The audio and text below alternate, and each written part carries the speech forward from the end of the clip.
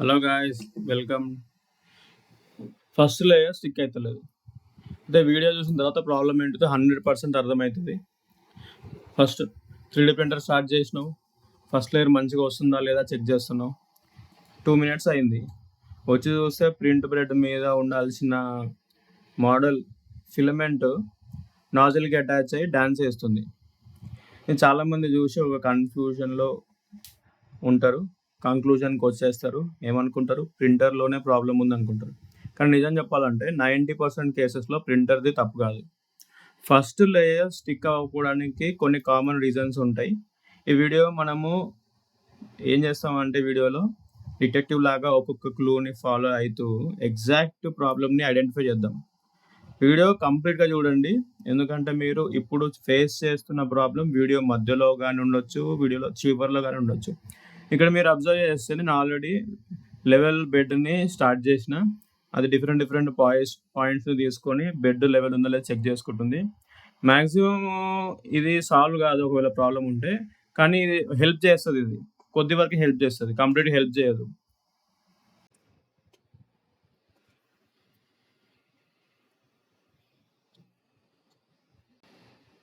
Okay, bed levelling process అయిపోయింది. ఇంకా మన రీజన్స్ ఏమున్నాయి ఒక్కొక్కటిగా చూద్దాం. Okay, let's start the video. అయితే నేను ప్రింట్ స్టార్ట్ చేసిన, చూద్దాం ఇప్పుడు ఏమవుతుందో. నేను నాజిల్ టెంపరేచరు 200°C సెట్ చేసిన, ఎందుకంటే నేను PLA వాడుతున్నా. బెడ్ టెంపరేచరు 60°C సెట్ చేసిన. ఇది నా సెట్టింగ్స్. అయితే నేను ప్రింట్ స్టార్ట్ చేసినాను, ఇది రన్ అవుతుంది. ముందు మనం మోస్ట్ కామన్ ప్రాబ్లం నుంచి స్టార్ట్ చేద్దాం. ఓకే, అయితే నాజిల్ బెడ్కి డిస్టెన్స్ ఉంది కదా, ఇది ఫిలమెంట్ నుంచి బెడ్కి మధ్యలో ఉన్న డిస్టెన్స్, అది ప్రెస్ అవ్వాలి. నేను కొంచెం ఈ స్ప్రింగ్స్ అడ్జస్ట్ చేసి కొంచెం మీకు చూపిద్దామని చూసిన. ఇది ఎక్కువ పైకి తీసుకున్నాను. నేను తీసుకోవడం వల్ల చూడండి గట్టిగా ఎక్కువ ప్రెస్ అయిపోయింది. ఇక్కడ ఎక్కువ ప్రెస్ కావడం వల్ల ఏమైంది, చాలా లైట్గా వచ్చింది లైన్. ఇక్కడ కొద్దిగా మార్చినాను, ఇక్కడ కొంచెం తక్కువ ప్రెస్ అయింది, కొంచెం లావు వచ్చింది. మామూలుగా ఏముంటుంది, ఇవి నాజిల్స్, ఇదిగోండి ఇవి నాజిల్స్. దీని హోల్ ఉంటుంది కదా, అది 0.4 ఉంటుంది డయామీటర్, మిల్లీమీటర్. కానీ ప్రింట్ బెడ్ మీద సెట్టింగ్ మనం మామూలుగా ఏం చేస్తాము, స్టాండర్డ్ 0.2 చేస్తాం. అంటే అది ఏం చేస్తుంది, కొద్దిగా స్క్విష్ చేసి ప్రెస్ చేస్తూ వెళ్తుంది, ఇట్లా ఈ మూమెంట్ ఇస్తుంది. అప్పుడు 0.4 అనేది 0.2 అయ్యి బెడ్కి మంచి ఎడిషన్ కావాలన్నమాట. ఇప్పుడు ఏమైంది, బెడ్ అనేది సగం లెవెల్ కాలేదనుకో, మీరు ఇక్కడ బెడ్ లెవెలింగ్ సెట్టింగ్ చేసారు కానీ మ్యాక్సిమం అది అప్పుడప్పుడు సరిగ్గా చేయదు. ఏం చేయాలంటే ఈ స్ప్రింగ్స్ని అడ్జస్ట్ చేసి సెట్ చేసేయాలి. కొంచెం కొంచెం అడ్జస్ట్ చేసుకుంటూ చూసుకోవాలి. ఇప్పుడు నేను చేసినట్టుగా పెద్దగా వచ్చేది ఏదన్నా ప్రింట్ పెట్టుకోండి, మీకు వేరియేషన్స్ అనేవి ఇలా కనిపించేస్తాయి. ఇప్పుడు ఇది బాగా సన్నగా ఉందనుకోండి, అంటే ఈ బెడ్ నాజిల్కి మధ్యలో డిస్టెన్స్ అనేది కావాల్సిన దానికన్నా తక్కువ అర్థం.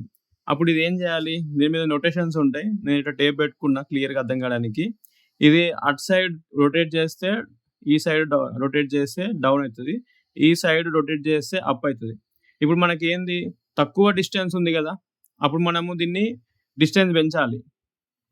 డిస్టెన్స్ పెంచాలంటే ఇది ఇంకా కిందికి తీసుకోవాలి, అంటే ఇట్లా రొటేట్ చేయాలి, ఇట్లా రొటేట్ చేయాలి. అంటే నేను ఏదో చూపిస్తున్నా, మీకు మెల్లమెల్లగా కొంచెం కొంచెం రొటేట్ చేసుకొని చూడాలి, మీకు ఎంత సెట్ చేస్తే బాగుంటుంది అని చెప్పి మీరు కొంచెం కొంచెం తిప్పుకొని చూడాలి. ఒకవేళ థిక్గా వచ్చింది అనుకోండి, మీకు లైన్ థిక్గా ఫోకస్ చేస్తున్నా, థిక్గా వచ్చింది అనుకోండి, థిక్ కాదు రౌండ్గా వస్తుంది, అంటే అది సరిగ్గా ప్రెస్ కాలేదు, సరిగ్గా స్క్విష్ కాదని అర్థం. రౌండ్గా వచ్చినప్పుడు ఈ కేస్ సినారియోలో ఏంది, ఈ బెడ్కి నాజిల్కి ఉన్న డిస్టెన్స్ ఏదైతే ఉందో అది ఎక్కువ ఉందని అర్థం. అప్పుడు ఇది ఏం చేయాలి, ఇది కొంచెం పైకి తీసుకోవాలి, ఇది తిప్పి కొంచెం పైకి తీసుకోవాలి. ఈ డిస్టెన్స్ మీరు అడ్జస్ట్ చేసుకోవాలన్నమాట. మోస్ట్ ఆఫ్ ద టైమ్స్ ఈ డిస్టెన్స్ అడ్జస్ట్ చేయడం వల్ల మీకు సాల్వ్ అయిపోతుంది.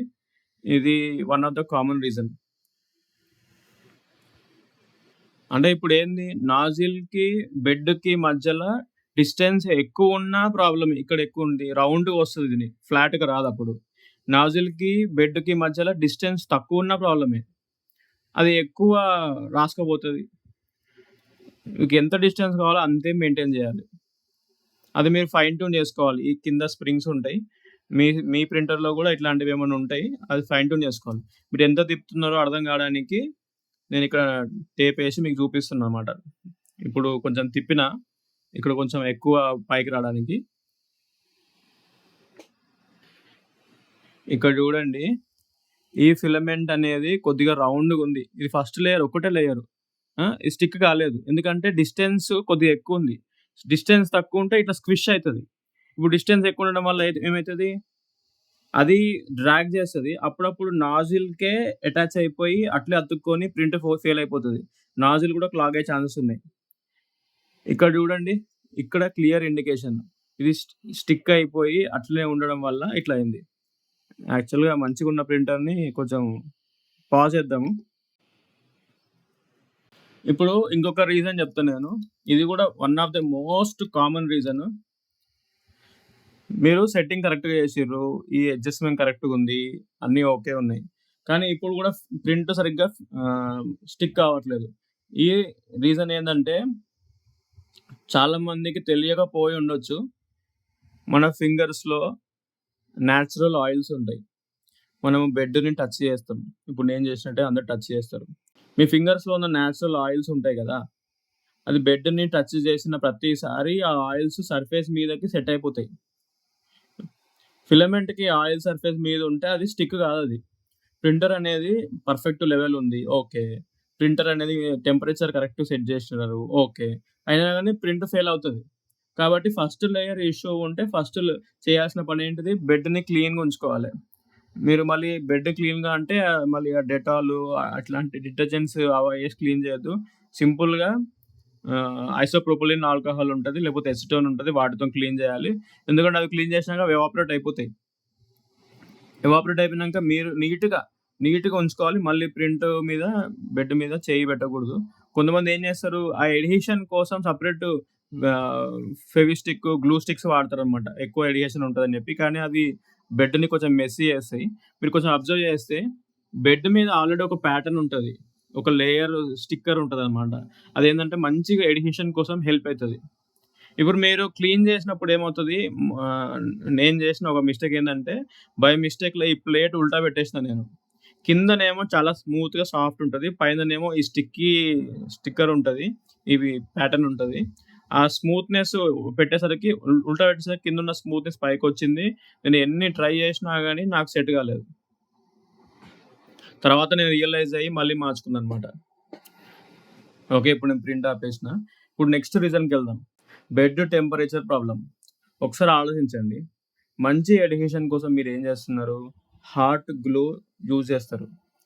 గ్లూ అనేది వార్మ్ ఉన్నప్పుడు స్టిక్ అవుతది. కోల్డ్ అయిన తర్వాత ఆ గ్లూ హార్డ్ అయిపోతది. ఫిలమెంట్ కూడా సేమ్ అట్లనే. బెడ్ టెంపరేచరు తక్కువ ఉన్నప్పుడు ఫిలమెంట్ కూల్ అయిపోతది ఫాస్ట్‌గా. ఫాస్ట్‌గా కూల్ అయినప్పుడు ప్రాబ్లమ్ ఏంది? ఆ బాండింగ్ అనేది క్రియేట్ కాదు. బెడ్‌కి, ఫిలమెంట్‌కి మధ్యల. ఎందుకంటే ఫాస్ట్‌గా కూల్ అయిపోతది కాబట్టి. ఇప్పుడు బాటమ్ లేయర్ అనేది ఇంకొక ప్రాబ్లమ్ ఉంది. బాటమ్ లేయరు ఫాస్ట్‌గా మెల్ట్ అయిందనుకో, చాలా ఎక్కువ ఉంటే కూడా ప్రాబ్లమే. బాటమ్ లేయర్ మెల్ట్ అయిపోతే షేప్ అనేది ఉంటది గదా! అది డిస్టార్ట్ అయిపోతది.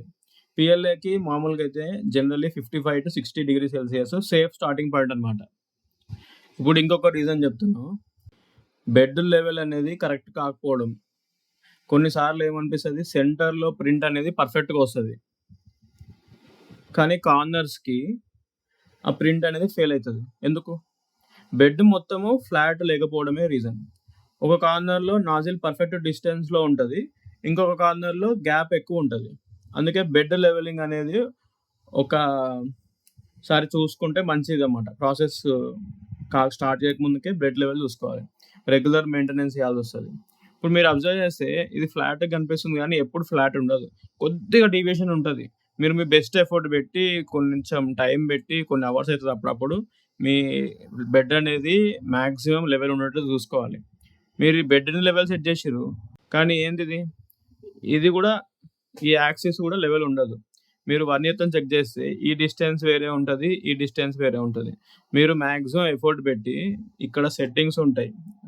ఈ సెట్టింగ్ కొంచెం టైట్ జేసి స్క్రూని ఆహ్, ఎక్సెంట్రిక్ స్క్రూ అని ఉంటదిక్కడ.